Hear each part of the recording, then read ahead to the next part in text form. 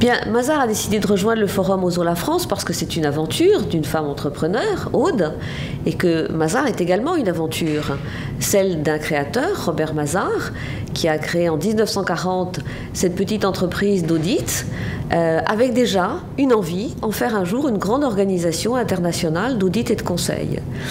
Il a créé, 1940, Paris 1960 et 1975, ouverture de bureaux à l'étranger.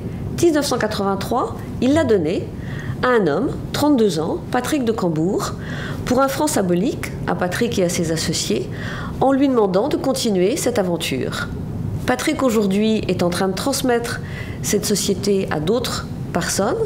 Mazars est aujourd'hui une grande organisation qui maintient ses valeurs européennes de transparence dans un milieu très anglo-saxon, puisque le monde de l'audit est géré depuis sa création par les anglo-saxons, c'est eux qui ont inventé le métier. Et cette aventure se poursuit avec une nouvelle génération, des valeurs qui sont donc les mêmes, je le répète, de culture européenne, des valeurs de transmission, de transparence. Il nous a semblé que cette aventure Mazars correspondait bien à cette aventure d'Osons être français et d'Osons la France de Aude.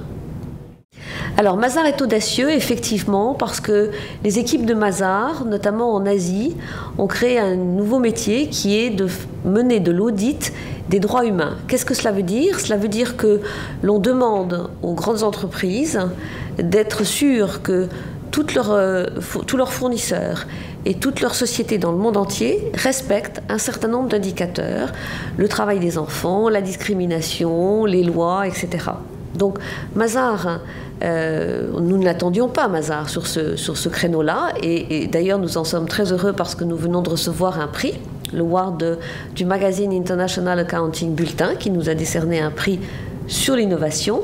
Donc c'est un métier très nouveau qui pousse les entreprises à vérifier avec qui elles travaillent, qui pousse les entreprises à avoir une responsabilité sociale dans tous les pays où l'entreprise a des bureaux et à être en phase avec les gouvernements qui demandent également que les droits humains soient respectés. Donc l'audit des droits humains, c'est nouveau et Mazars est très fier de se lancer sur ce marché.